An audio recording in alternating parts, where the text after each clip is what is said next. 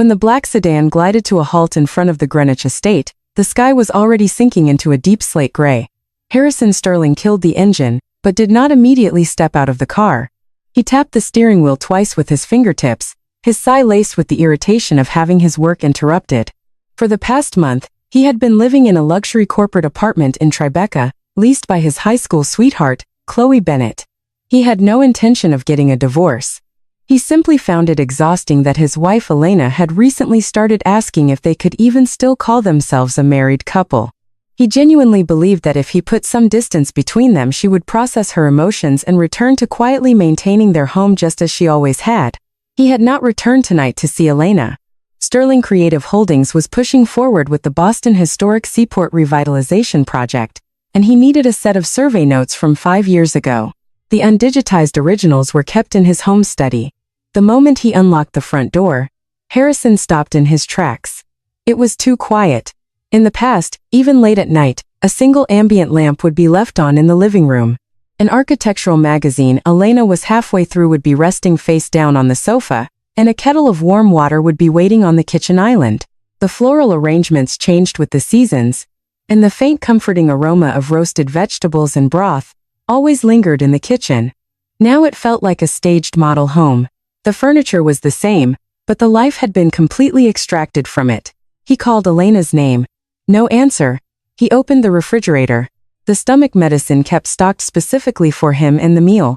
Prepped soups were gone. Upstairs in the master bedroom, the bed was made with hotel-like precision. On the vanity, only the faint circular dust rings of her perfume bottles remained. When he opened the walk-in closet, one entire side was completely bare. Elena's clothes, her shoes, her work document bins, the jewelry passed down from her mother. Everything was gone. An inexplicable, heavy discomfort swelled in Harrison's chest. She probably just went to her parents' place, he muttered, the words echoing hollowly in the massive space. When he walked back downstairs, he noticed a thin manila folder placed perfectly in the center of the coffee table. On top of it sat a black ballpoint pen and her house keys.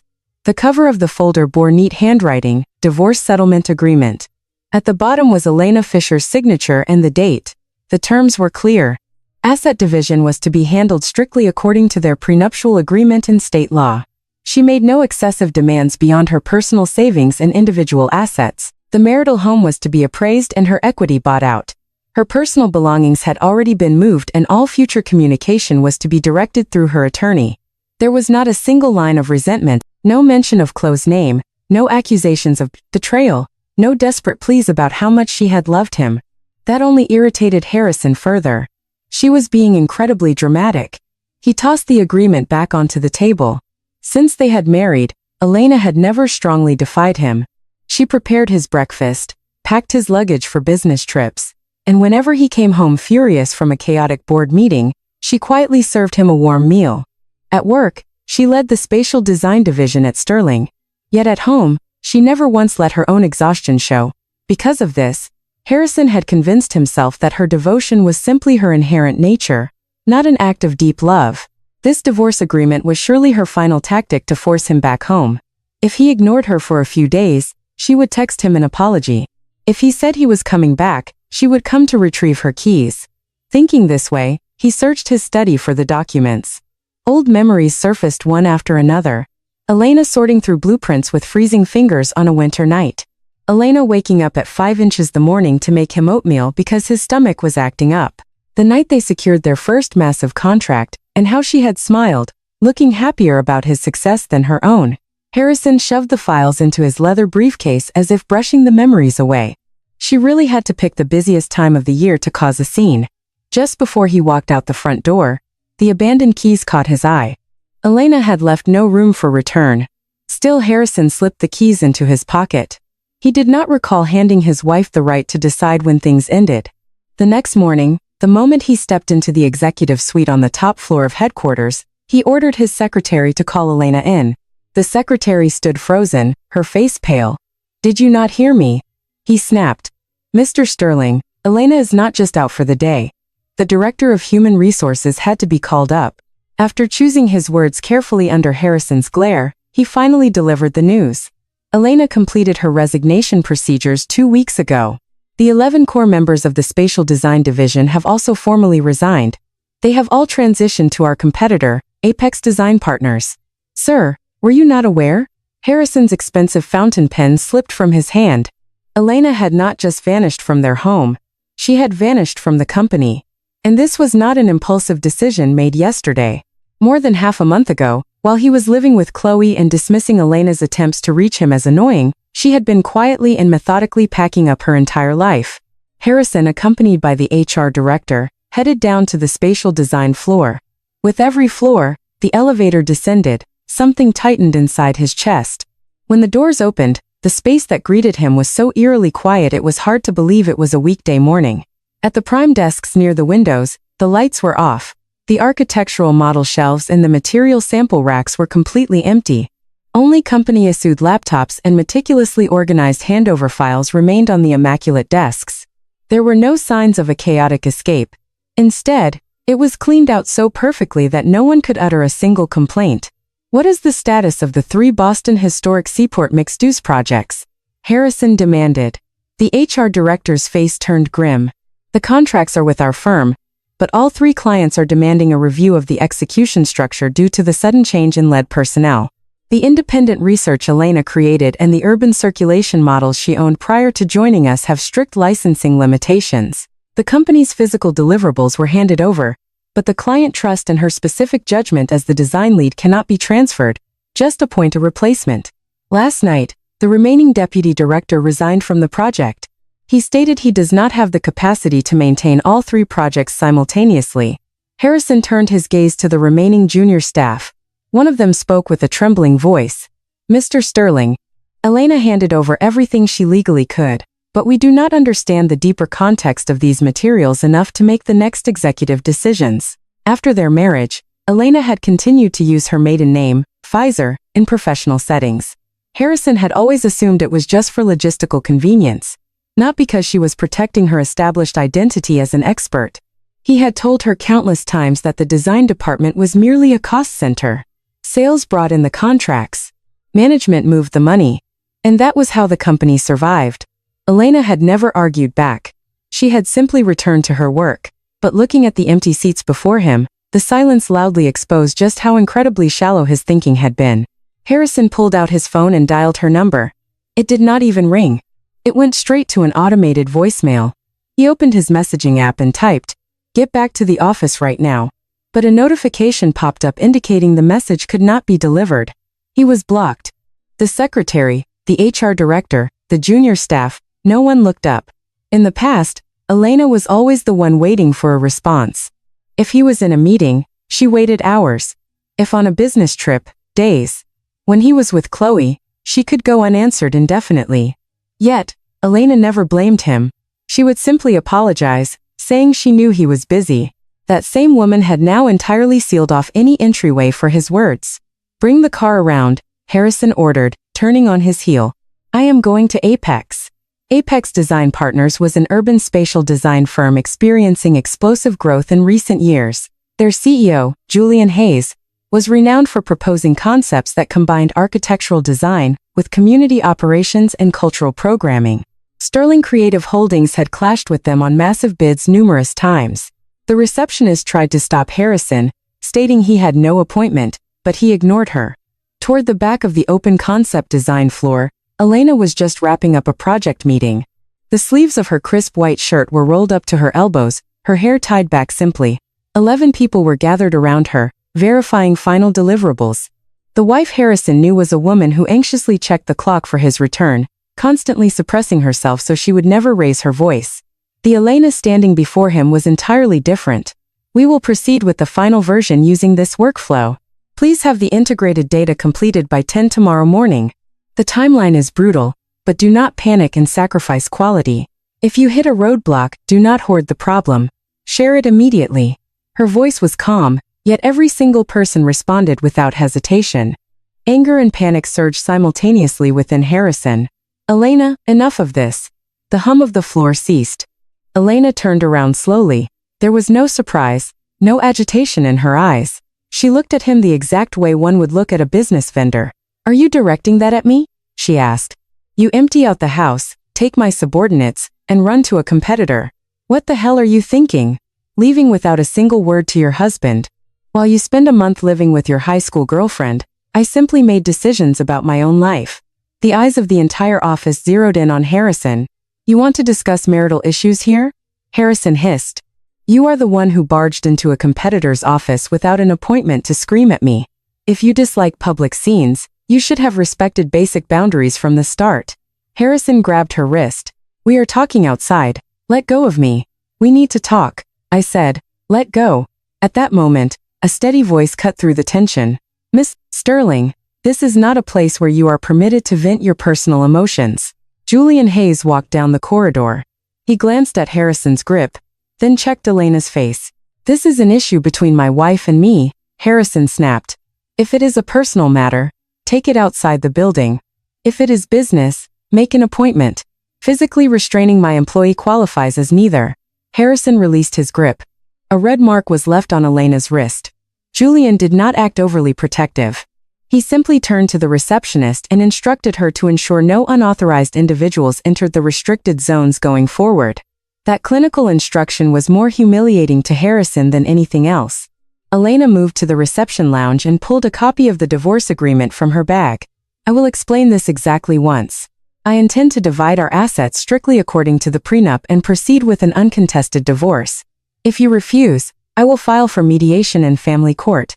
As for corporate matters, have your legal team contact ours. Give me back my team and my projects. People are not property. Every individual here resigned on their own terms and chose their next workplace. The clients are merely reevaluating the execution framework according to their contractual rights. You manipulated them. Resignation dates, handover logs, non-compete reviews, and the separation of personal intellectual property from company assets. Everything has been cleared by my attorneys and HR consultants. If you wish to litigate, do it formally.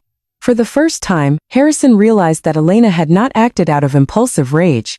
She had meticulously constructed her exit route before she ever took her first step.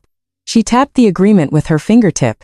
Whether you sign this is up to you, but I am no longer letting you be the only one who decides whether we stay married.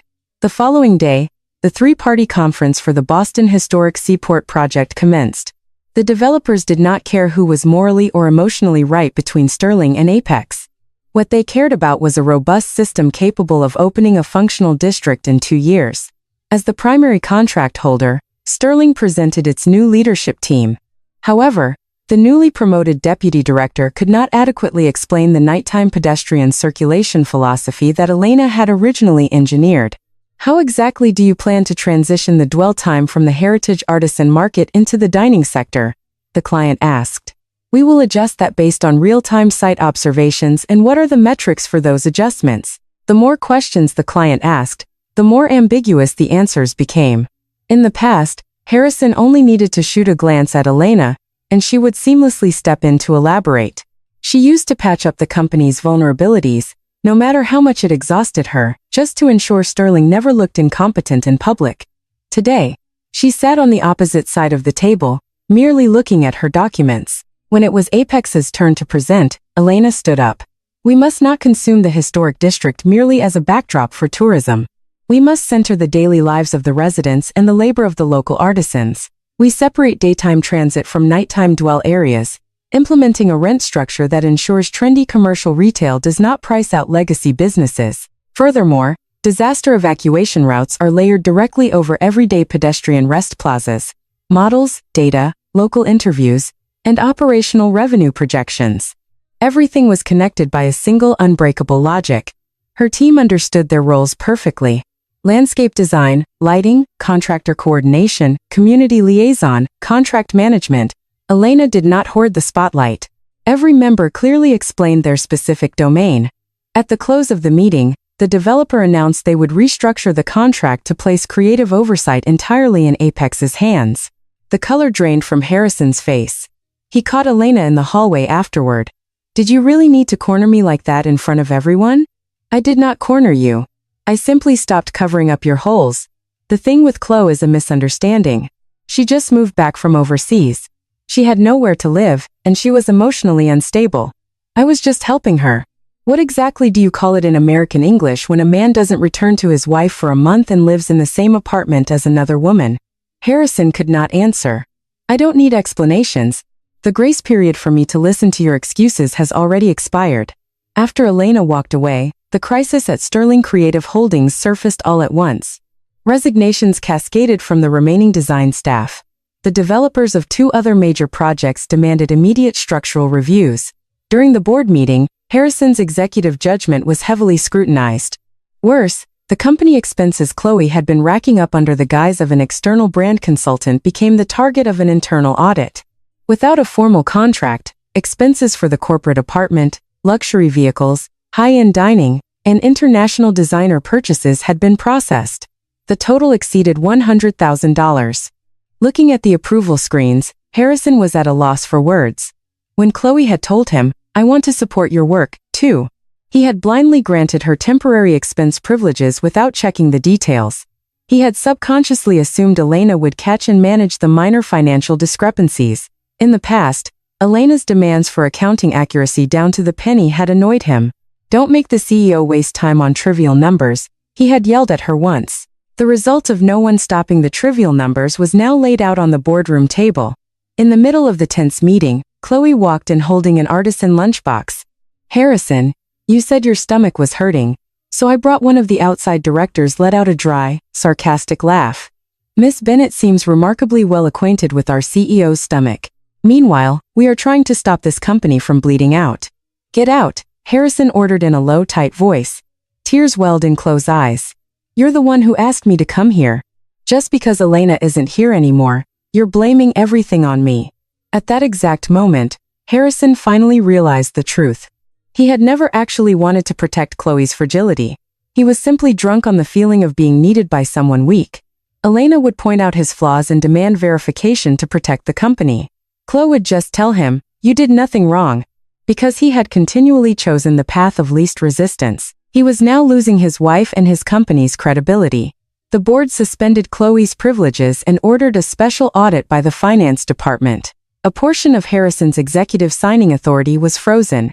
That night, Harrison tracked down the address of the apartment. Elena was currently renting and waited outside. "Give me 5 minutes," he texted. No reply. Eventually, the building's property manager approached his car and politely asked him to leave the premises. Once, Elena had waited hours for him to come home.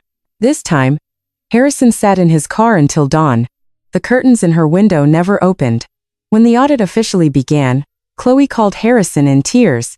"You approved those expenses. Why am I the only one being made the villain? There was no contract, no deliverables. It was company money. You told me I had the right to make up for the happiness I missed out on back then. That doesn't give you the right to embezzle corporate funds.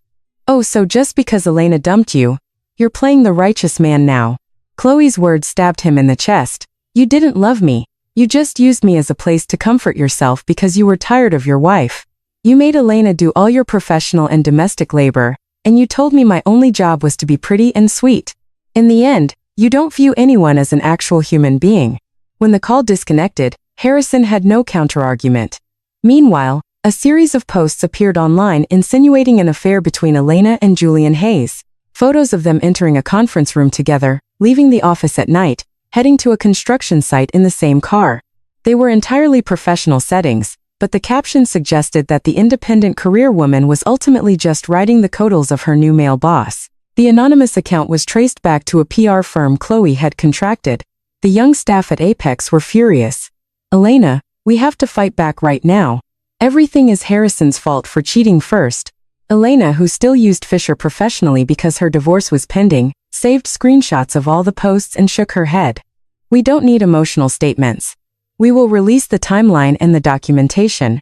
Apex publicly released the exact resignation dates of the 11 employees, their official hire dates, and the completion forms of all handovers. They proved no trade secrets were taken, detailed the contractual pathways of the project shifts, and documented that Julian and Elena's first contact happened during a formal employment interview. Elena's attorney then released a concise brief detailing Harrison and Chloe's cohabitation records, the ongoing audit of the CEO's expense fraud, and a formal request for IP disclosure regarding the defamatory posts. There were no insults, No dramatic essays playing the victim. When the facts were lined up chronologically, the narrative instantly flipped. Furthermore, text messages Chloe had sent to a friend were leaked by an undisclosed source. Harrison's wife is just a glorified property manager for his company. He only smiles when he's with me. Eventually, her team and her clients will become my network anyway. Public opinion shifted overnight. Sterling's official social media accounts were flooded with questions demanding to know why they pushed out a brilliant director and why they were funneling corporate funds to a mistress. Chloe begged Harrison to have the posts deleted, but he flatly told her to follow legal protocol. "You're a cold man." Chloe laughed bitterly. "I actually pity Elena.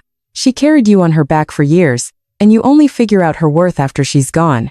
Harrison gripped his phone. Only after Elena left did he realize exactly what had been seamlessly maintained inside his home. It wasn't just cooking and cleaning. It was managing correspondence with his relatives, sharing tax documents with their CPA, scheduling his medical checkups, sending thank you notes to his clients, and smoothing over the micro-frictions among the project teams. Elena had handled all of it without ever demanding credit. It was the same at the company. Because she neutralized disasters in their infancy, major catastrophes never happened. Harrison had arrogant believed that the absence of disasters was proof of his own brilliant management.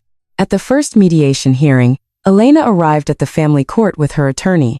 She had cut her hair short and wore a sharp navy suit.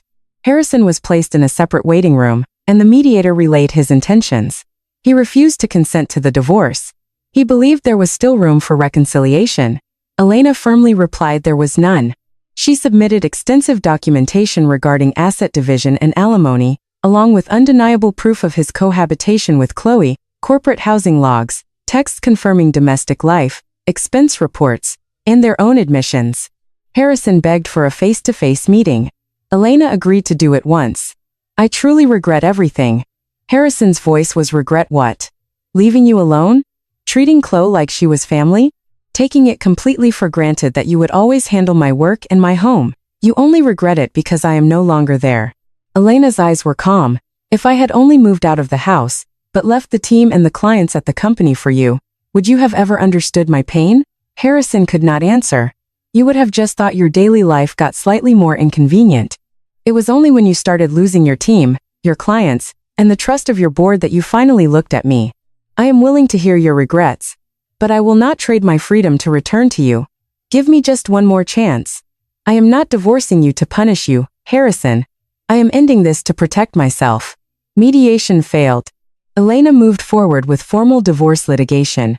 Around the same time, the contract restructuring for the Boston Historic Seaport was finalized. Apex officially took over creative oversight. Sterling Creative Holdings retained a fraction of the construction management, but lost all primary control. Harrison finally began to understand that what he had labeled his wife's rebellion was simply competence and trust migrating to where it was actually valued. The Boston Historic Seaport project proved longer and more complex than the divorce. Elena met individually with the owners of every old storefront. She repeatedly rejected the flashy, gentrifying proposals pushed by the young management firms. "If we only increase tourist foot traffic, the people actually living here will be priced out. If we only preserve the old facades, the town becomes a museum. No single person should dictate what stays and what gets erased." She repeated this mantra in every meeting. Julian respected her judgment. He didn't overprotect her, but he refused to let her carry the burden alone. At 9:00 p.m., while Elena was still revising the construction schedules, he placed a warm cup of tea on her desk. "Not heading home. Just a little more. You've said that 3 times. Elena smiled. "Riley, it is good practice for a CEO to stop their employees from working overtime. I clears throat don't say this to every employee. I say it to the project director who doesn't know how to hit her own brakes. Do you think I look like I'm about to break? The opposite. You look like the kind of person who will keep working with a straight face even as you break." Elena's fingers paused over her keyboard. When she lived with Harrison, she was always required to be the anchor of stability. If the company spiraled, Elena organized it. If the house grew cold, Elena smiled. If Chloe caused chaos, Elena was expected to understand. Because if Elena collapsed, everything stopped. "Admitting there is chaos doesn't automatically solve the problem," Elena said quietly. "But if you continuously deny the chaos inside yourself, The person meant to solve it will be destroyed. Julian slid a folder compiled by the legal and sales teams across her desk. Tomorrow's negotiation will be handled by the team. You are not a wife here, nor are you back office support, nor are you the designated firefighter. You are the lead architect, and you are a member of this team. Elena stared at the folder for a long time. It has been a very long time since someone told me I didn't have to carry it all by myself. I will keep telling you until you get sick of hearing it. There was no label of romance attached to their dynamic yet. Elena preferred it that way. Until the divorce was final. She did not want to cover up her pain with a new relationship. Julian did not rush her. Months later, the court granted the divorce. Assets were divided cleanly according to the prenup in their respective financial histories, and Elena was awarded alimony due to Harrison's infidelity. Elena legally restored her maiden name. Her professional title and her legal identity were finally unified as Elena Fisher. On the day she received the final judgment, Elena was overseeing the lighting tests in the historic district. As dusk fell, small, warm street lamps flickered on one by one. Young customers lined up under the eaves of an old bakery, and children watched craftsmen through workshop windows. The flow of people that had previously existed only on her blueprints had transformed into genuine laughter. Maya, one of her junior team members, came running up. Elena, the nighttime circulation tests passed completely. Noise levels are well within compliance. The neighborhood association is out here watching, too. Elena slipped the court judgment into her bag. She felt far more joy watching this town breathe again than she did from the euphoria of winning a divorce. She hadn't just escaped a singular toxic relationship. She had returned to being a person who creates. When an architectural magazine reporter asked her, "Is this a spectacular revenge against your former employer?" Elena thought for a moment before answering, "I don't want to call my work revenge. Revenge requires looking backward. Architecture is the work of building the future." "Then why did you leave Sterling Creative?" "Because they didn't need me. They just used me as a consumable resource." Whether in a career or an intimate relationship, leaving a place that extracts your abilities while refusing to respect your humanity is not betrayal. It is a choice to save yourself. Her brief quote went viral within the industry. Harrison watched the video clip in the dark living room of his Greenwich home. The housekeeper had already quit. The garden hedges were overgrown and the once warm house had reverted to an expensive empty box. On the screen, Elena looked thinner than before, but there was a profound light in her eyes. It was a light he had never once given her. In fact, terrified of how bright she could shine, he had actively tried to hide it. Early in their marriage, when Elena had received a standing ovation at an industry forum, Harrison had sulked. "This is a family business. Don't push your personal name to the forefront," he had warned. When she stopped appearing at public events, he felt relieved. He hadn't loved Elena's talent. He had simply utilized her talent as something conveniently kept under his total control. By the time he realized this, it was far too late to give it back. At Sterling Creative, Chloe's expense scandal evolved into formal litigation. Funds had been siphoned into a consulting firm under her name for ambiguous reasons like high net worth community research and cultural networking. Chloe claimed Harrison ordered it, but there was no paper trail proving his direct command. However, he bore massive executive negligence. The board aggressively slashed his remaining authority. Profit projections for major accounts plummeted by half and young talent continued to jump ship. One of the board members told Harrison point blank, "You treated Elena Fisher solely as a wife and failed to see her as a professional expert. This company made the exact same mistake. Now, every employee here is paying the price." Harrison did not argue. He reread the handover documents Elena had left behind. They detailed project risks, client personality quirks, and the developmental status of junior employees, all curated specifically so the company would not drown after her departure. She hadn't left to destroy the company. She had fulfilled her responsibilities to the very end to ensure it could survive her absence. The fact that it was crumbling anyway simply proved the company had dangerously relied on her alone. Harrison completely severed ties with Chloe and initiated massive internal reforms. He overhauled the design department's evaluation metrics, requiring that individual architects be credited for their specific contributions. He instituted a review board that prevented executives from unilaterally overriding the technical judgments of the design teams. He didn't do this to win Elena back. He did it so he would never repeat the same catastrophic mistake. Yet at night, he thought of her. He realized he didn't know her favorite flower. He didn't know where she wanted to go on her days off, or what she craved to eat when she was exhausted. He knew her physical habits, her chore routines, and the professional skills he could exploit, but he knew virtually nothing about what actually brought her joy. 6 months later, at an industry awards gala, he spotted Elena from a distance. She was listening to a young designer stumble nervously through a presentation. The structure isn't perfect yet, Elena encouraged the designer gently. But the concept has real brilliance. Don't give up on the third draft. Harrison remembered Elena doing the exact same thing for the junior staff at Sterling. That wasn't just corporate management. That was her innate ability to nurture people. That was her kindness. After the ceremony, he did not approach her. He only sent a brief text. "Congratulations on the award." A reply arrived minutes later. "Thank you." It was polite, distant, and perfectly complete. For the first time, Harrison did not try to shatter that distance.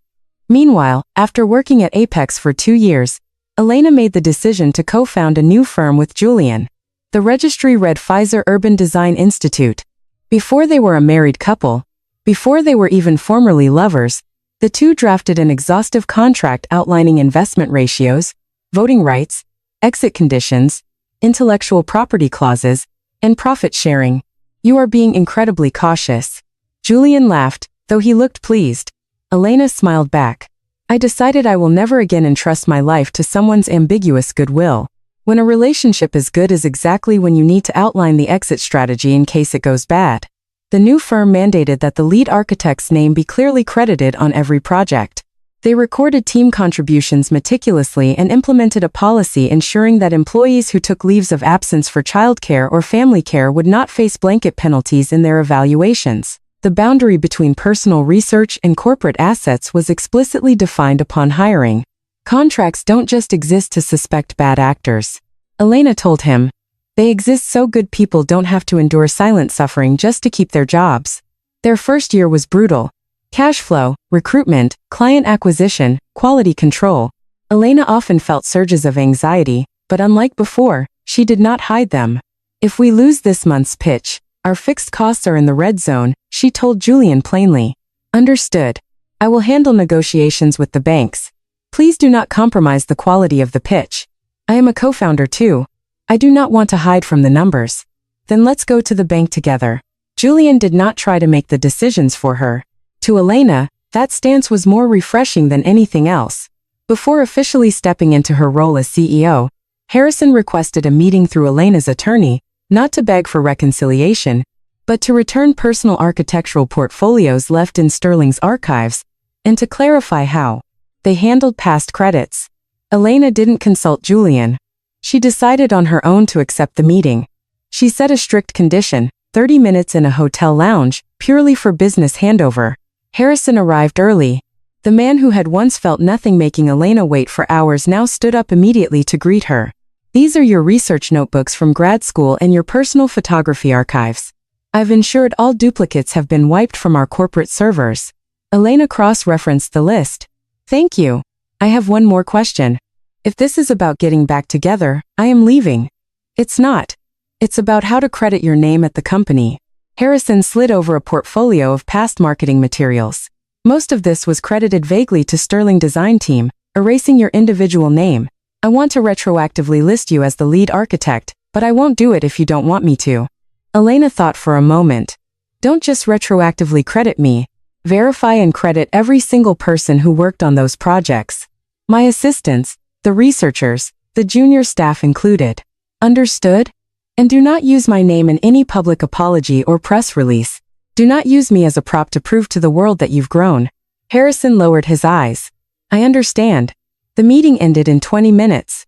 Harrison did not say, "I hope you find happiness." He had learned that even uttering those words could be an arrogant attempt to position himself as someone with the authority to grant forgiveness. Elena did not say, "You too." She simply took the documents and stood up. Making peace with the past didn't always mean exchanging warm, tearful words.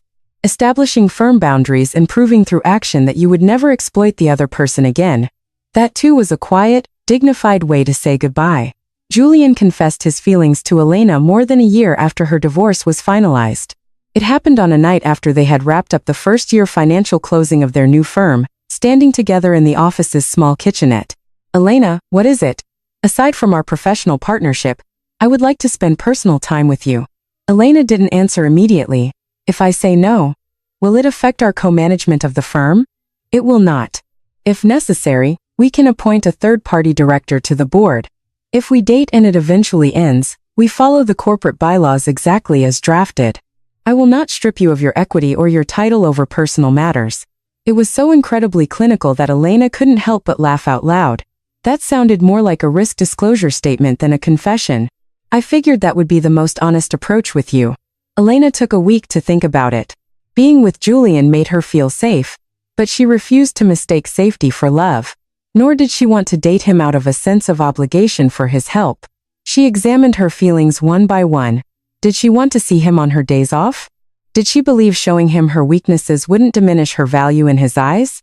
If they disagreed, could she speak her mind without the paralyzing fear of losing him? Gradually, the answers leaned toward yes. Let's start with a 3-month trial, Elena proposed.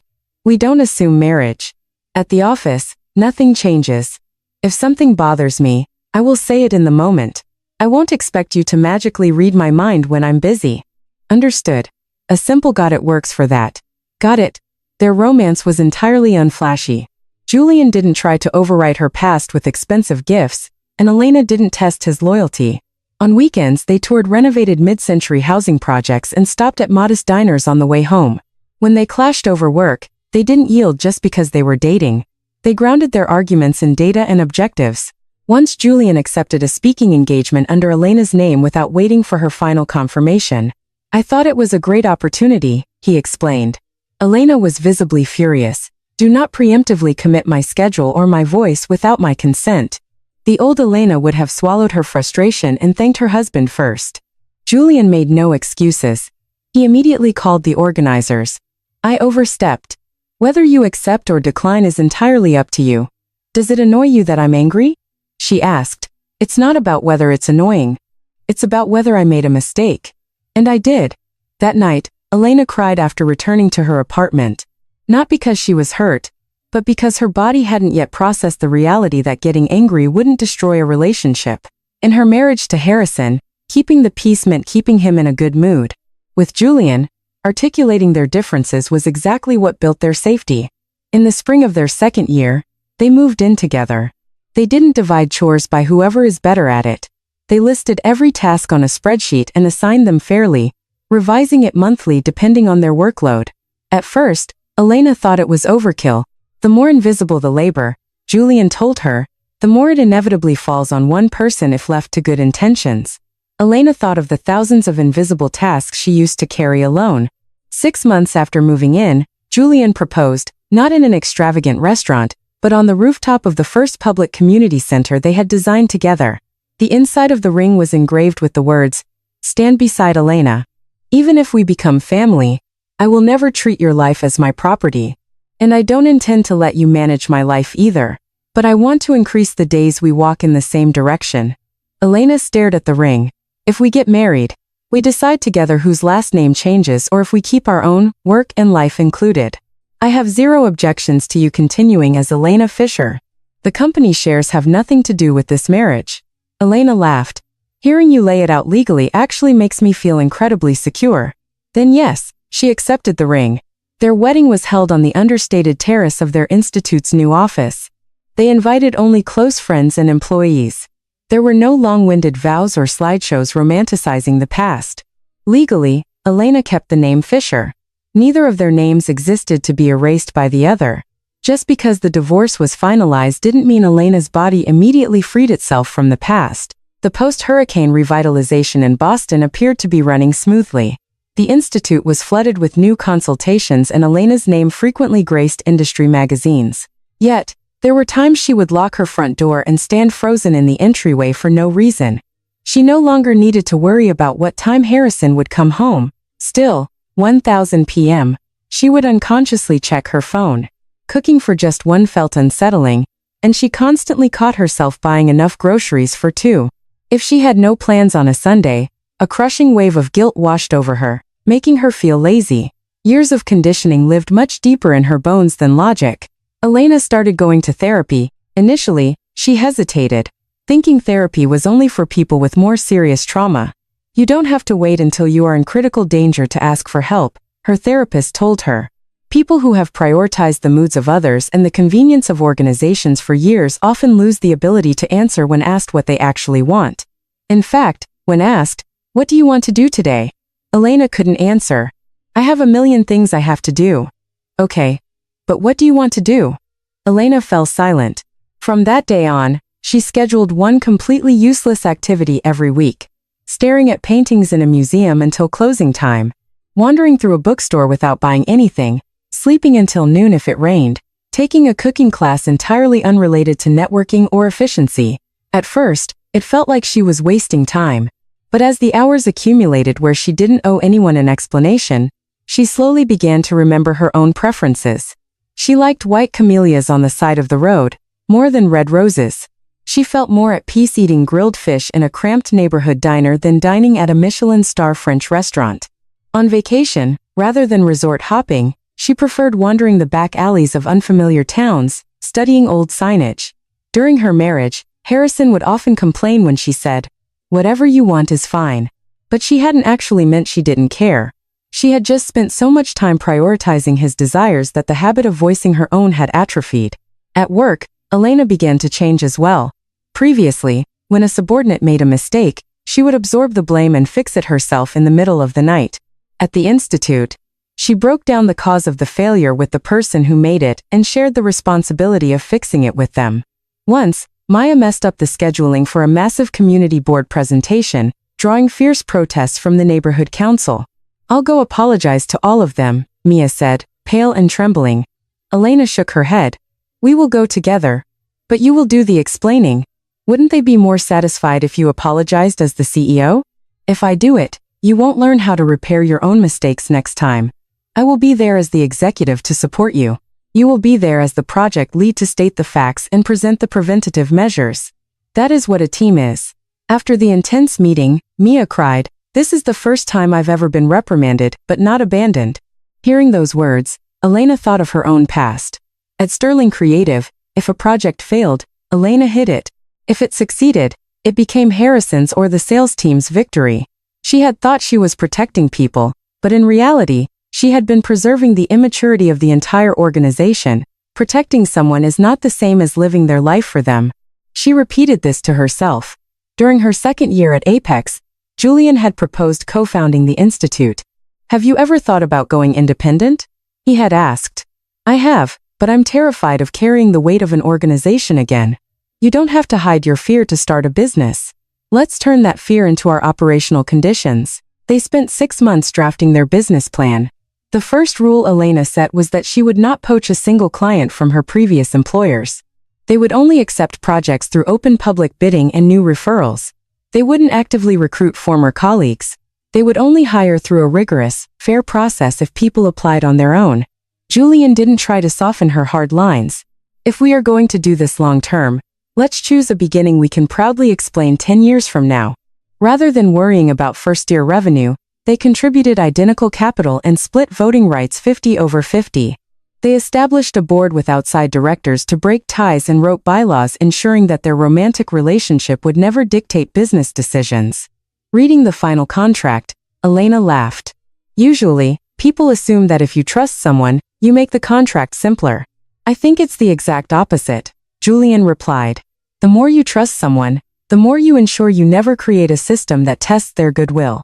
While setting up the firm, pressure came down from an industry association tied to Sterling Creative. "If Elena Fisher goes independent, we need her to sign an NDA promising not to use the talent or know-how she acquired while working on Sterling projects." The demand was vague and essentially tried to claim Elena's decades of personal expertise as Sterling's corporate property. Elena had her attorney send a crisp response. "We will naturally refrain from using any protected corporate trade secrets or proprietary designs. However, my client cannot and will not forfeit the individual skills she honed, her public track record, or generalized architectural methodologies." Harrison hadn't ordered that pressure. In fact, he shut down the demands internally. "Do not claim Elena Fisher's career as company property," he told his executives. "What she builds after leaving us is her own right." Elena heard about his intervention later. She didn't call to thank him. It was simply the bare minimum standard of professionalism, finally being applied. However, she quietly acknowledged that Harrison was finally taking actions that respected boundaries rather than trying to fill his own void. On the day they officially incorporated, Elena returned from the state registry and sat on the bare floor of their new office. The desks and chairs wouldn't arrive until tomorrow. Exposed wiring hung from the walls, and the windows only offered a view of the brick building next door. Julian walked in holding 2 paper cups of bodega coffee. "Congratulations on your inauguration, co-CEO. To you as well." They tapped their paper cups together. Elena looked around the empty room. There was no luxurious corporate headquarters, no fleet of company cars, no husband's powerful surname to hide behind. All they had was a contract, limited funding, and a mountain of anxiety. And the responsibility she had chosen for herself. Starting a company is actually scarier than quitting one, isn't it? She mused. Fewer escape routes, but this time we get to design the exit doors ourselves. Elena stood up, walked to the bare wall, and taped up a small piece of paper. "Do not leave invisible contributions invisible." It became the Pfizer Urban Design Institute's very first corporate policy. The first 6 months at Pfizer Urban Design Institute were far from ideal. Small renovation consults trickled in, but there were no massive anchors to guarantee payroll, rent, software licenses, insurance, contractor fees. The bank balance dwindled steadily every month. Julian proposed taking out a sizable commercial loan, but Elena was highly cautious. Leveraging heavy debt with personal guarantees right now is dangerous. If we secure a big bid, we can pay for expansion. Scaling fixed costs on the mere assumption of future wins is a failure I watched happen over and over at Sterling. For the first time, they clashed violently. Julian argued that missing the current market window meant losing out on elite architectural talent. Elena argued that a CEO shouldn't gamble their employees' livelihoods just to feed their own ego and optimism. The meeting dragged on for 3 hours. By the end, both of their voices were sharp and rigid. "You are too paralyzed by the fear of failure," Julian said. Elena's expression hardened. "What exactly is wrong with fear? I have lived through the experience of having my life shattered by someone else's reckless optimism. Do not lump me in with Harrison. I never said you were like him. But assuming I'm trying to control you every time I express a different strategy is a trauma response you're projecting onto me." Julian fell silent. He ended the meeting without forcing a conclusion. In the past, Elena would have texted an apology the second she got home. Unable to tolerate the anxiety of a fractured relationship, she would have retracted her entire argument. This time, she didn't send a thing. The next morning, Julian was the one who brought a new proposal to her desk. "Yesterday, I treated your valid anxieties like a psychological symptom. I apologize. I was out of line, and I instantly branded your growth strategy as irresponsible," Elena replied. "I've drafted a compromise. We have the loan amount. Instead of hiring 2 full-time senior architects, we hire 1 elite contractor and 1 part-time senior. As for the personal guarantee, I will not carry it alone. We will leverage corporate assets and the Small Business Administration guarantee programs first. I also ran a probability matrix on our pending bids. If we only choose complete safety, we will be exactly this small in 2 years. We need a calculated amount of risk." They transformed a bitter fight into a tactical renegotiation. That experience was critical for Elena. Conflict did not mean the end of love as long as you didn't attack the other's humanity. You could simply fix the methodology. Soon after, a massive open competition was announced for a $100 million transit hub redevelopment in Chicago. Mega firms were circling it. For a newly established boutique institute, it was a reckless challenge. Elena hesitated, but Maya, their junior designer, spoke up. "We shouldn't do it just to win. We should do it to prove to the industry what our philosophy looks like at scale." The team worked relentlessly for 6 weeks. They didn't just draw a pretty train station. They designed spaces that morphed functionally depending on the hour, serving commuters, high school students, young families, local vendors, and night shift workers. Instead of demolishing the historic terminal, they proposed a phased retrofitting plan that allowed local businesses to remain operational during construction. Just before the final review, a massive real estate conglomerate approached them off the record. "Partner with us as a joint venture, and your chances of winning skyrocket. We will put Elena Fisher's name up as the design director, but our firm retains total executive contract authority." The financial payout was incredibly alluring. Julian wanted to reject it instantly, but Elena said she needed a night to think. Are you really considering it? Julian asked. Looking at payroll, I can't reject it purely on ego, but it's a trap to use your name as a mascot while stripping you of power. I know, Elena said. That's why I will counter with poison pills. The next day, Elena presented her terms to the conglomerate. Absolute veto power over design alterations, mandatory co-signatory rights on all subcontracts, and a brutal financial penalty if the conglomerate tried to force them out post-bid. The executives laughed. For a firm barely a year old, you are awfully arrogant. It is exactly because we are small that we cannot afford to be ambiguous. If you only want my name, the answer is no. Negotiations broke down. In the end, Fisher Urban Design Institute won the bid entirely on their own merits. The review board praised their phased approach that protected the daily lives and livelihoods of the community. When the call came in, Elena's first thought wasn't a triumphant cheer, but a massive sigh of relief that payroll was secure. However, winning the bid was only the beginning. The city government, the transit authority, the local business coalition, and the construction unions aligning their interests was a nightmare.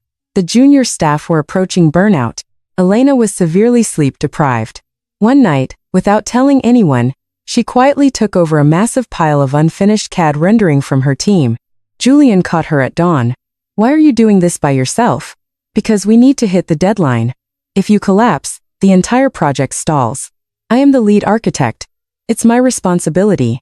A leader's responsibility is not to become a martyr who does everyone's jobs for them. Julian's voice was sharp. Then who is going to do it? Elena snapped. The juniors are at their limit. We don't have the budget to outsource. First, we negotiate an extension on the deadline. Second, we slice the scope of work. You cannot cover up what we physically cannot do by faking superhero endurance. That is how you lose client trust. Hiding reality and causing a massive quality failure down the line is worse. Julian pointed out that her reflex to sacrifice herself to save the project was a toxic habit beaten into her by sterling creative. Elena bristled defensive, but then she looked at the wall. Do not leave invisible contributions invisible. If she made herself the exception, the policy was a lie. The next morning she apologized to her team. As your director, I tried to hide our lack of bandwidth through sheer force. We are restructuring the timeline by 2 weeks. The harder something is to admit, the faster I need you to share it with me. I promised to do the same. The young staff were stunned. A corporate culture where the CEO openly admits her own operational failures is incredibly rare.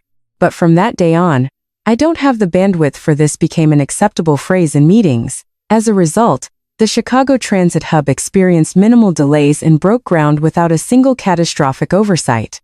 Elena learned the hard way. A strong organization isn't one where a single genius endures everything. It is one where weakness and limits can be spoken out loud immediately. 6 months into her relationship with Julian, Elena's maternal aunt suffered a severe stroke. Having lost her parents early, Elena viewed her aunt as her closest family. Fortunately, her life was saved. But living alone, I'll transfer my municipal projects to Julian, she proposed at the executive meeting. Julian paused. Are you transferring them because you genuinely want to, or are you doing it because you subconsciously believe that family caretaking is inherently the woman's duty? Elena frowned, offended. I am all she has. I understand that you'll have to take the lead. I have no problem taking the lead. But whether you need to strip yourself of all your projects entirely is a different conversation. Let's build a hybrid system utilizing professional in-home care, extended family, and our own company policies. Julian didn't arbitrarily decide the care plan. He went with Elena to consult a social worker. They listened to her aunt's preferences, arranged for visiting nurses and meal deliveries, and Elena specifically blocked out 2 days a week to handle hospital transport. At the firm, they utilized Zoom and a co-director system, so Elena was never entirely severed from her career. Her aunt looked apologetic one afternoon. You two aren't even married. And Julian is already getting dragged into this. Julianne smiled. Whether we are married or not has nothing to do with helping out. I'm just making sure I don't make Elena's choices for her. Elena felt a deep surge of gratitude, but simultaneously a spike of terror. Being treated with this much profound respect made the fear of losing him overwhelming. When her aunt's condition finally stabilized, Elena told Julian she wanted to put some distance between them. Can I ask why? I'm terrified of getting too used to relying on you. Is relying on me the same as being dependent on me? I want to believe it isn't. But that's exactly how my last marriage started. In your relationship with Harrison, who was actually dependent on whom? Elena faltered. On the surface, society assumed Elena was dependent on Harrison's wealth and status. In reality, Harrison was deeply, parasitically dependent on Elena's unpaid labor, emotional regulation, and professional brilliance. He just masked that dependency as dominance. I don't want you to be unable to live without me, Julian said. And I don't want to build a life or a firm that collapses without you. But we don't have to refuse to help each other just to prove we are independent adults. If I lose myself again, then instead of me finding you, let's build systems together right now so you can find your own way back. Time with your own friends. Separate bank accounts. Separate projects. A therapist you trust. Let's not make love our only safety net. Instead of taking a break, Elena proposed a rigorous relationship audit. Once a month, they would openly discuss the balance of domestic and professional labor. Neither would unilaterally commit the other's schedule. They would actively reject the societal default that the woman handles family crisis. They would maintain total financial independence. And they would never use the threat of breaking up or firing the other as leverage in an argument. Julian agreed to all of it, but added one clause. If these audits start feeling like a suffocating obligation, we promise to talk about stopping them, too. They were careful not to turn their romance into sterile administration. Yet, they never held back vital communication. A new challenge arose when they visited Julian's family. His father, who ran a mid-sized construction firm in Texas, meant well when he said, "Once you two tie the knot, Elena, you should dial back your hours at the Institute and support Julian." Elena froze. Julian didn't laugh it off or let it slide for the sake of peace. "Dad, the Institute is co-managed. Elena doesn't exist to support my career. If domestic or care duties pile up, we handle it together and we pay for professional help when we need it." His father looked displeased. "I thought marriage was about a husband and wife helping each other. Helping each other is not a synonym for the wife sacrificing her career first." On the drive home, Elena stared out the window.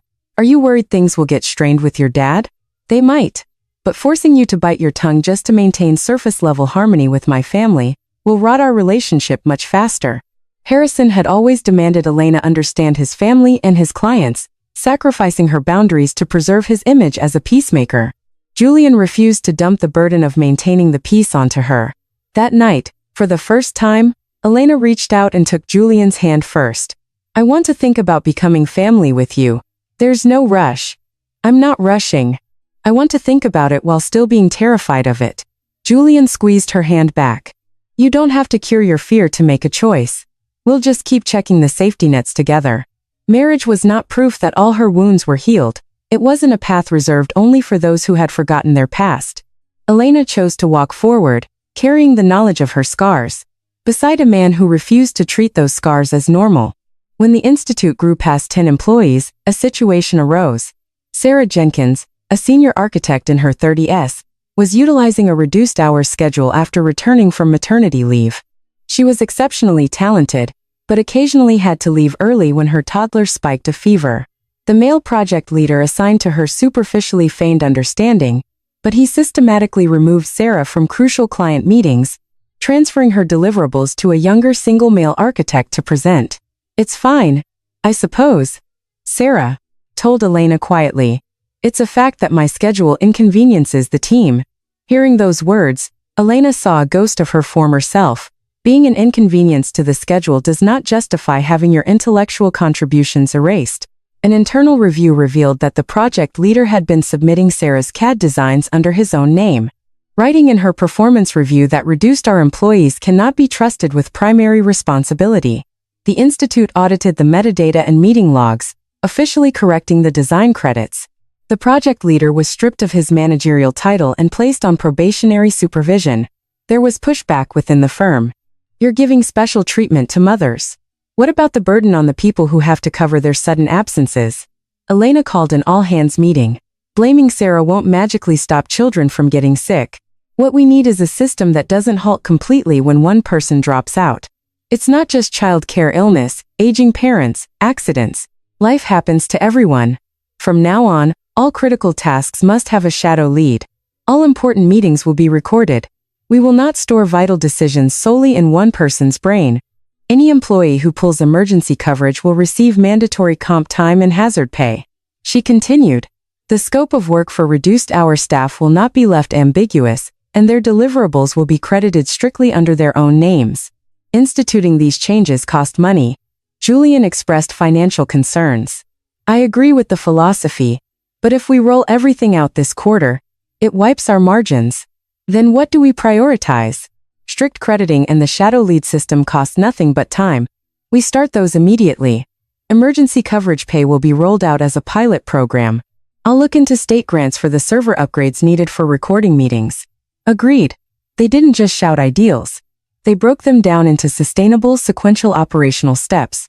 The following year, Sarah was named lead architect on a massive community center project. Utilizing the exact perspective she gained while wrangling a toddler, she designed a revolutionary waiting and transit space that prevented parents from feeling isolated. The project received rave reviews in national architectural journals. A gap in a resume or a limitation on hours does not equate to a lack of talent, Elena stated in a feature interview. However, we cannot rely on the supermom myth, demanding that individuals bridge the gap purely through willpower. Without structural support, talent is simply ground into dust. Occasionally, resumes from former Sterling creative employees crossed Elena's desk. She did not automatically grant them priority hiring. Just because we survived a war together doesn't mean they fit the culture we're building now. In interviews, she tested not just their AutoCAD skills, but whether they fundamentally respected the work of others, and whether they communicated failure immediately. One former subordinate was rejected and complained loudly in industry circles. I followed Elena Fisher out, and this is how cold she is. Elena's response was stoic. I did not build this company to be a savior. I have a responsibility to the people working here right now. If I bend our ethical standards out of nostalgia, someone else here pays the price. Empathy and boundaries can coexist. That was the hardest lesson Elena had learned. Meanwhile, over at Sterling Creative Holdings, the restructuring was complete, and Harrison formally stepped down as CEO. It wasn't just to take responsibility for the plunging profits. He knew that if a man from the founding family held on to power, all the reforms would look like a superficial PR stunt to salvage his own legacy.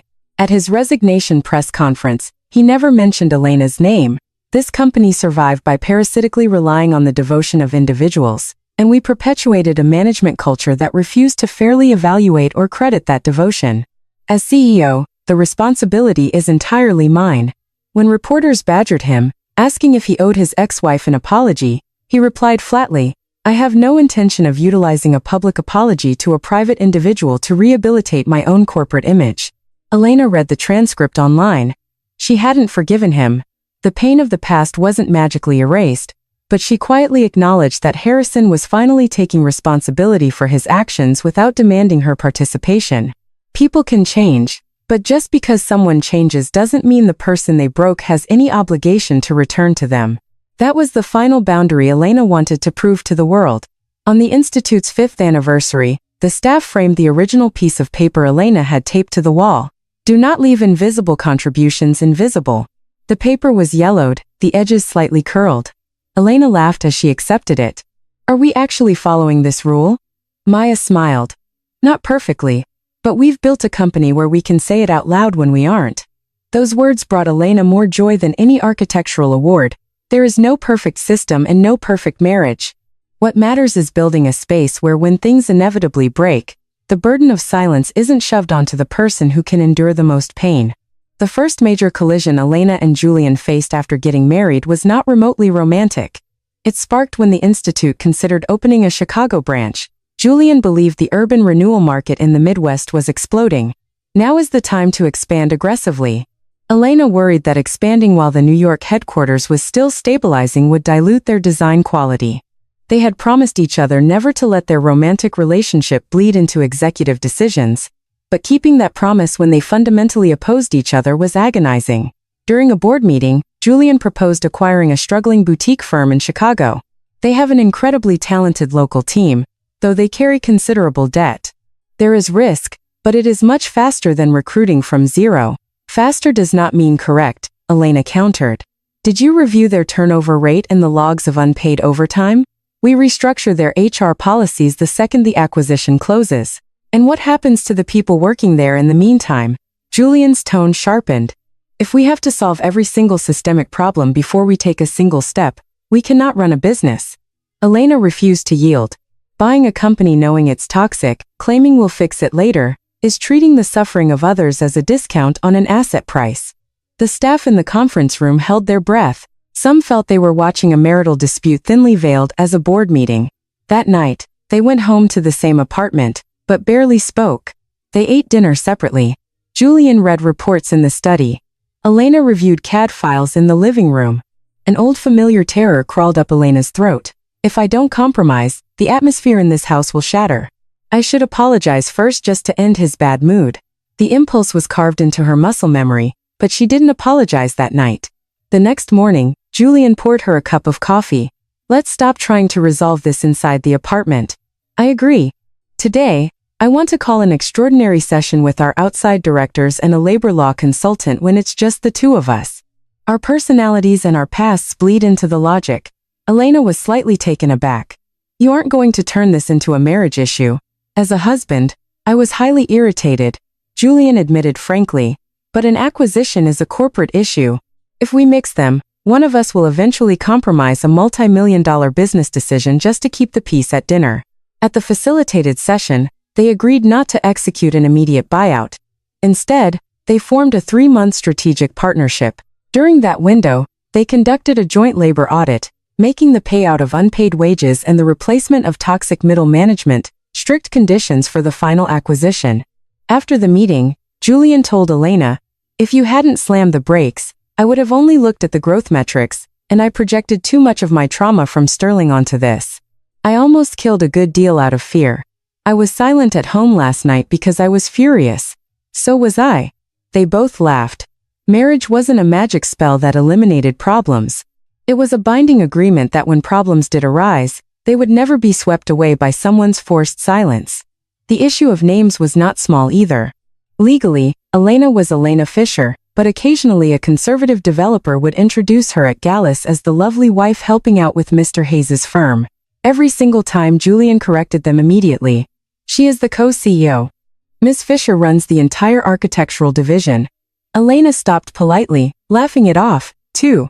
I am his business partner, not his assistant. At a panel discussion, a moderator asked Julian about his macroscopic business strategy, then turned to Elena and asked for her secret to balancing a career and a household. Elena smiled serenely and asked, are you not going to ask my co-CEO how he balances his career and his household? A ripple of nervous laughter went through the audience. The moderator quickly apologized. Elena wasn't trying to humiliate him. She was exposing the bias of the premise. I don't mind talking about my family, but when only the female executive is asked to explain her domestic life on a professional stage, her expertise is instantly downgraded. If a firm is run by a married couple, please ask us both the exact same questions. The clip circulated online, drawing both praise and vitriol. What a difficult woman. Even married, she refuses to let her husband shine. In the past, Elena would have frantically searched for a softer, more socially acceptable way to phrase it. Now, having provided a necessary explanation, she refused to take responsibility for how the internet reacted. Julian joked, you don't need to step aside so I can shine. Just help me hold up the scaffolding so the company doesn't collapse. At home, as their workload exploded, their chore matrix fell apart. Elena would leave for Chicago. Laundry would pile up and the fridge would empty out. Both were exhausted. Elena almost snapped. This was your week to handle the groceries. But she caught herself. Blaming him when they were both drowning wouldn't magically put food on the table. But if she just quietly did it all herself, the invisible burden would return. They hired a professional cleaning service twice a week, paying for it out of their joint account. They abandoned the ideal of home-cooked meals every night and unapologetically relied on meal delivery services. Julian's father was appalled. You're paying strangers to keep your own house in order? Elena answered him directly. Protecting a home doesn't mean hoarding all the domestic labor. It means choosing the methods that allow both of us to stay sane and healthy. In their second year of marriage, Elena found out she was pregnant. Joy hit her instantly, followed by suffocating panic. Will I lose my place at the firm? Will clients doubt my commitment once I'm a mother? Will society demand I erase myself for someone else again? Julian didn't preemptively tell her to rest. Let's map this out based on your doctor's advice, your physical bandwidth, and what you actually want to do. What pieces of your portfolio do you want me to take over? I don't know yet. Then it's fine not to know. We'll adjust the plan every time something changes. During her first trimester, severe morning sickness forced Elena to miss a critical pitch for a museum redesign. Maya, the vice president, and the junior team stepped in, delivered the presentation, and won the contract. Lying in bed, listening to the ecstatic phone call, Elena felt profound relief, yet a sharp twinge of loneliness. You guys succeeded perfectly without me. Julian sat on the edge of the bed. They succeeded without you because you built a company that doesn't shatter if you aren't in the room. You aren't unneeded. You just finally built a system where you don't have to be sacrificed. Elena cried.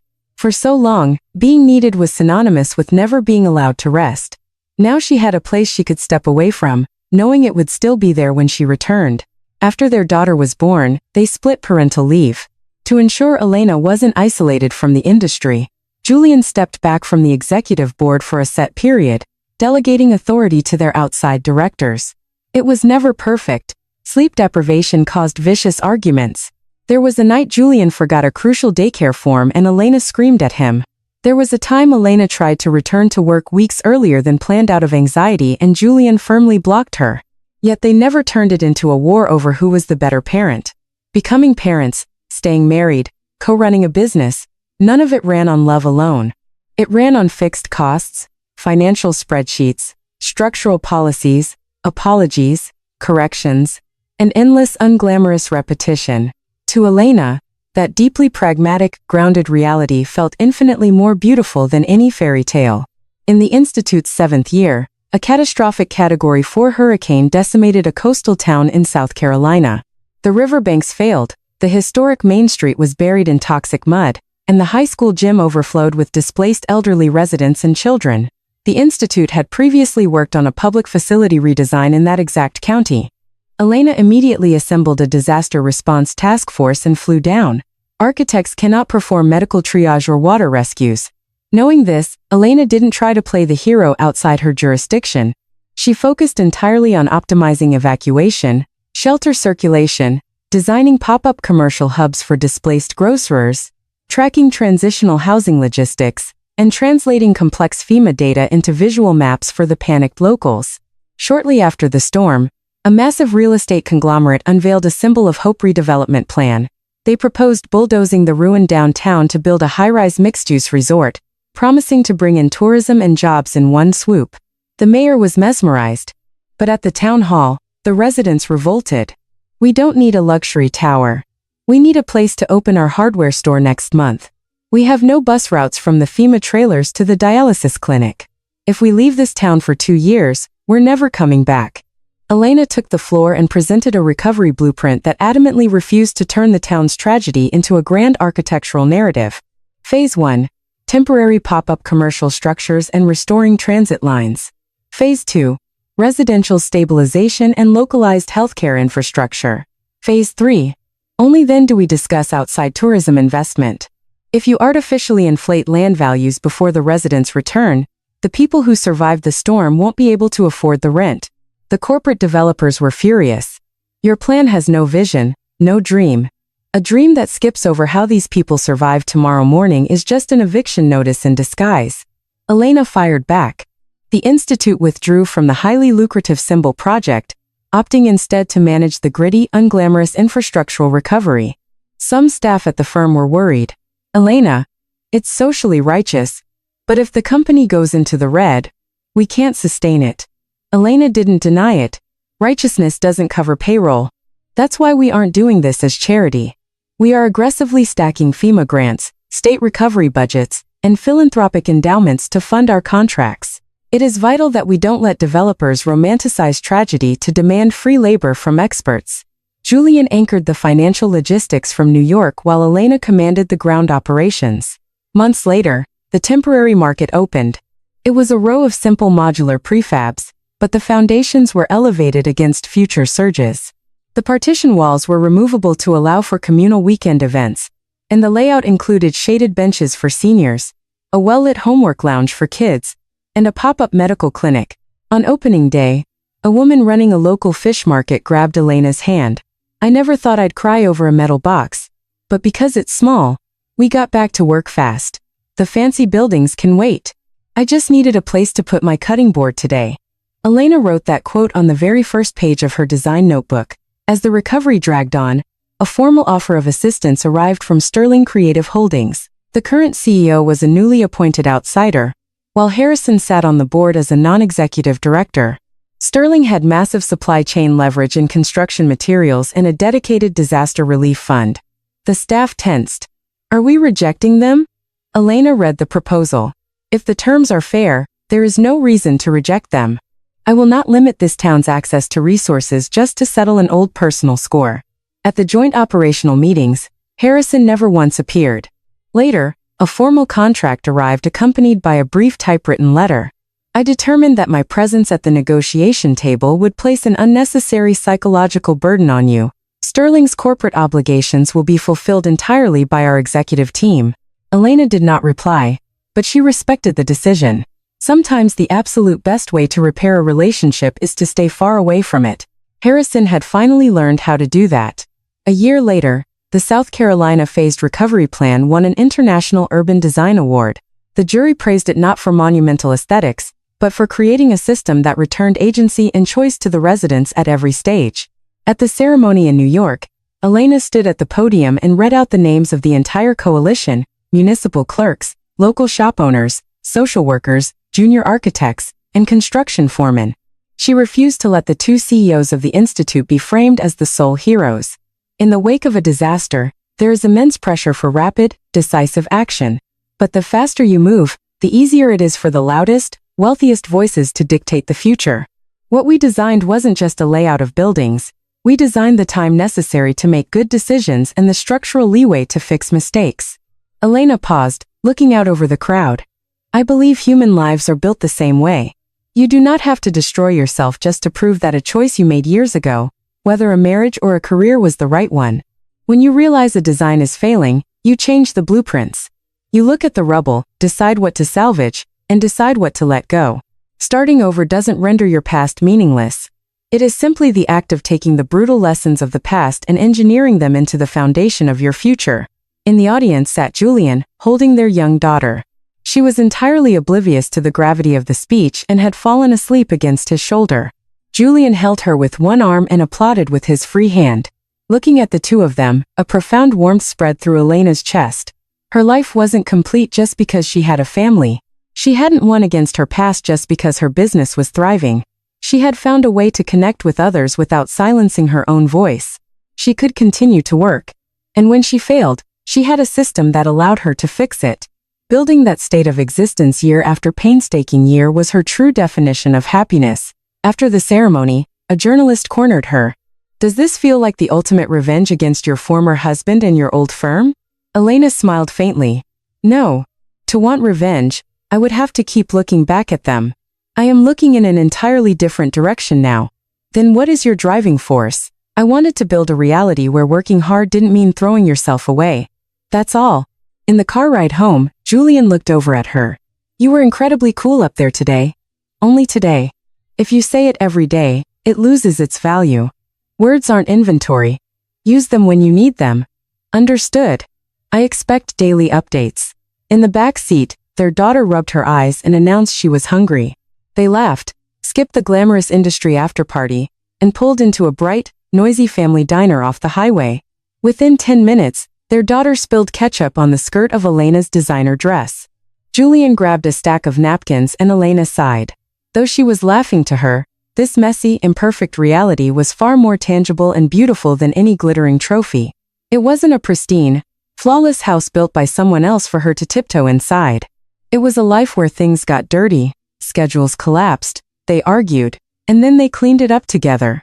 A life they had the power to update themselves. At the awards gala, after speaking about the coastal town and the historic district, Elena touched briefly on her own journey. For a very long time, I believed that enduring in silence was a sign of maturity. But hiding inside that silence was a toxic habit of shrinking myself to protect the comfort of others. The grand ballroom was dead quiet. Just because someone has the capacity to endure doesn't mean society has the right to demand they keep enduring. Just because employees aren't complaining doesn't mean they feel respected. Architecture is the work of casting light onto overlooked, forgotten spaces. I want our organization to do exactly that for the people inside it. In the front row, Julian applauded fiercely. After the speech, a young woman approached Elena hesitantly. She explained she had quit a high-powered firm after having a baby and had nearly given up on returning to architecture. I have a 5-year gap on my resume. Is it too late? 5 years is not a void where your brain stopped working. Elena told her, the observations you made while managing a human life can be translated directly back into design, but please only return to a firm that doesn't use your resume gap as an excuse to lowball your salary. Weeks later, the institute hired the woman as a reduced-hours researcher. Elena was methodically dragging every policy she had once desperately needed into reality. That winter, the final asset liquidations from her divorce concluded, and the Greenwich estate was sold. Her attorney notified her that a few boxes of her belongings had been found in the study and asked her to confirm them. Elena drove out alone. The mansion felt even hollower than before, its vastness almost oppressive. On the living room wall, faint square outlines remained where her artwork used to hang. On the bottom shelf of the study, she found a sketchbook from her university days, written in her own youthful handwriting. On the inside cover was a simple phrase: "Architecture exists so people can live better. It does not exist to decorate someone else's power." Elena stared at the ink for a long time. She had known exactly what mattered to her since she was 20 years old. She had simply buried it under the desperate need to be useful in her marriage and her corporate life. When she walked out the front doors, light snow was falling. Julian was waiting by his car on the curb. "Is everything settled?" he asked. "Yes, I found one last sketchbook. Are you freezing?" "A little." She got into the passenger seat and opened the old notebook. It turns out the younger me was quite the idealist. You still are. Now, I'm an idealist who obsessively drafts exit clauses. That's called progress. The car pulled away and the massive estate faded into the snowfall in the rearview mirror. Elena did not look back. "Where to?" Julian asked. Elena thought for a moment. "Let's go home." The word home no longer carried a crushing weight. It wasn't a fortress built to protect a man's fragile ego. It was a place with drafting tables, hot dinners, and a rule that if you were running late, you texted. It was a place where if you were exhausted, the dishes could wait until tomorrow. A place where someone was waiting for you, but they didn't guilt you if you needed time away. Most importantly, it was a place where she never had to make herself small to fit inside. When their daughter entered first grade, Elena finally had to figure out how to explain her past. The bookshelves in the institute held old architectural magazines featuring her at Sterling Creative, and online searches easily pulled up the PR drama of her divorce. If she tried to hide it, her daughter would eventually hear the story from someone else's distorted perspective. One afternoon, her daughter found an old magazine profile. "Mommy, were you married to someone else before Daddy?" Elena caught Julian's eye. Julian didn't jump in to save her. He simply sat down next to their daughter. "Yes, I was." "Was he a bad guy?" Elena paused, choosing her words carefully.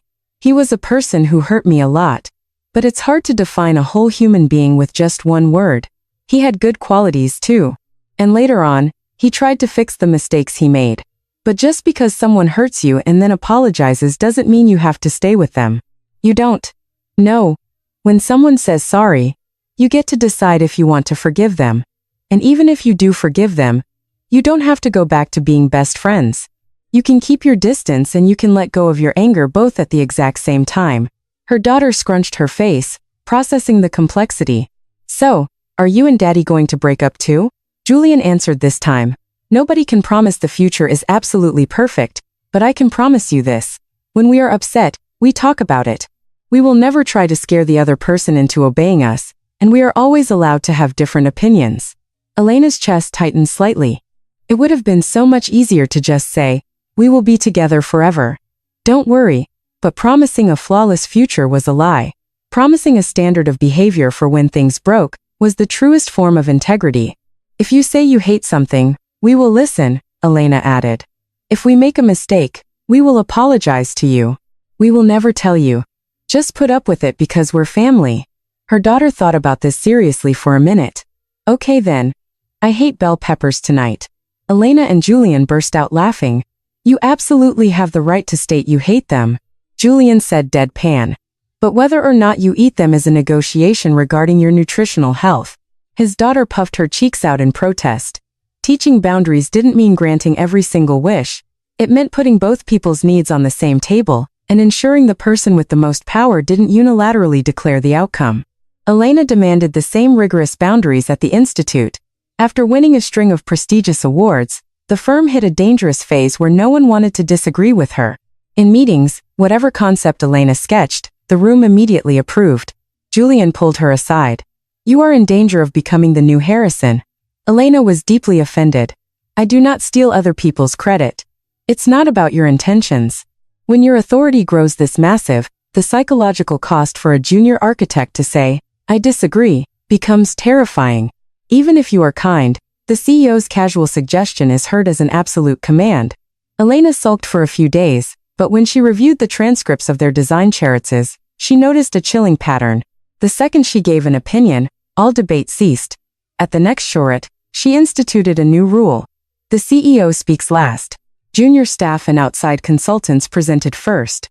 She added a clause to the HR manual explicitly stating that arguing against a director's design would never negatively impact a performance review. Furthermore, they implemented an anonymous 360-degree review system for the co-CEOs. The first batch of feedback was brutal. Elena Fisher's replies are too short when she is stressed, making staff feel dismissed. Elena over-indexes on risk due to past trauma, making the firm slow to adopt experimental tech. Julian Hayes relies too heavily on cold logic and can be dismissive of emotional friction in team dynamics. Reading them hurt, but they published the critiques internally and announced their action plans to fix them. "I left an organization that didn't respect me to build this one," Elena told her staff. "But surviving a toxic environment doesn't magically grant me a license to be a perfect, flawless boss." Once you hold power, it is incredibly easy to mistake people's terrified silence for their enthusiastic agreement. "I need you to help us build the systems that stop Julian and me from doing that." Those words were a warning to herself. Being a victim in the past didn't grant her permanent immunity from becoming an oppressor in the future. What Elena truly wanted wasn't a throne where she was always right. She wanted a community where she could admit she was wrong, fix it, and not lose her worth in the process. 10 years later, the Pfizer Urban Design Institute held its 10th anniversary exhibition. The title of the gallery show was simple: Return. At the entrance, a short plaque written by Elena greeted the guests. "A human being is not only deeply wounded when they are driven out of a place. The deepest wounds occur when we remain in a place where we are not allowed to be our true selves and we are forced to call that endurance, love, or responsibility.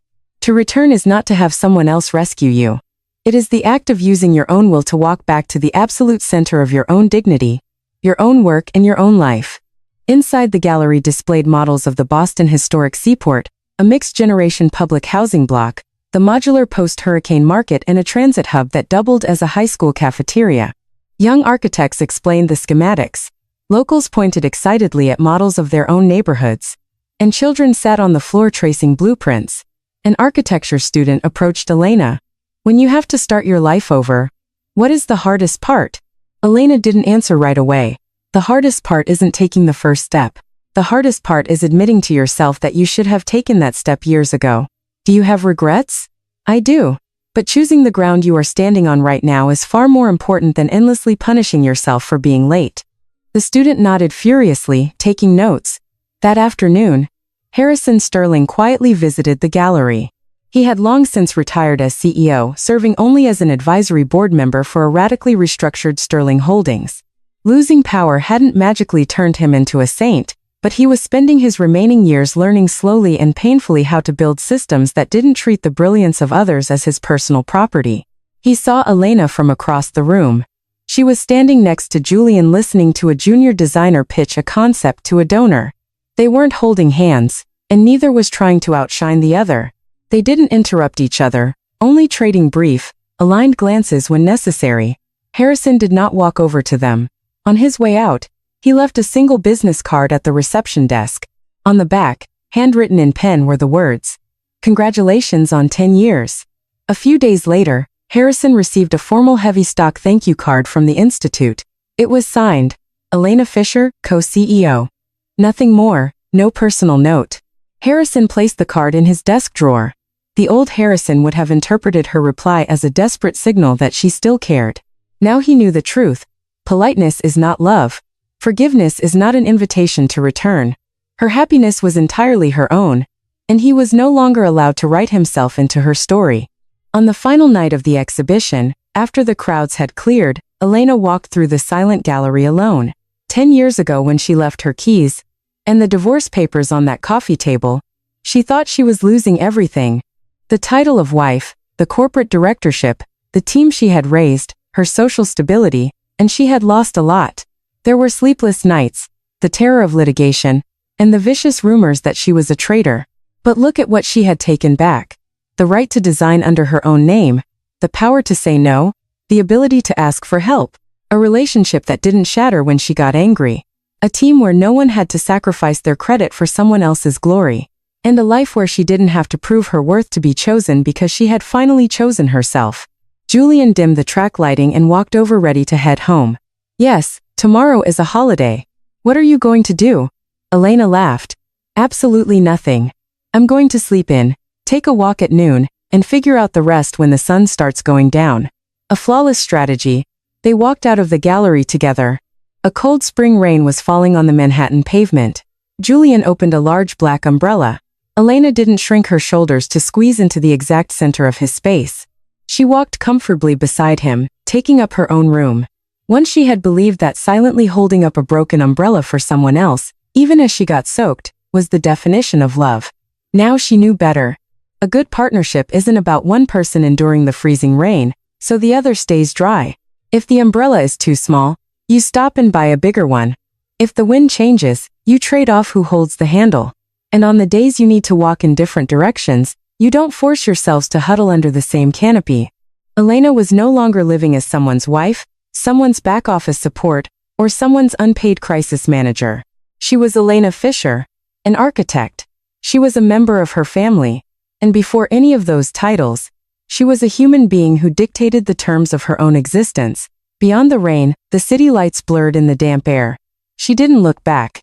The place you are meant to return to is never found in the past. It exists entirely in the future you choose to build, brick by brick. People who have endured suffering for a long time often confuse leaving with admitting defeat, but the years you spent enduring do not obligate you to stay in the room that broke you. Whether in love or in labor, the exact moment someone treats your brilliance and your kindness as an unlimited free resource is the moment the foundation cracks. Drawing a boundary to protect yourself isn't coldness. It isn't an act of vengeance.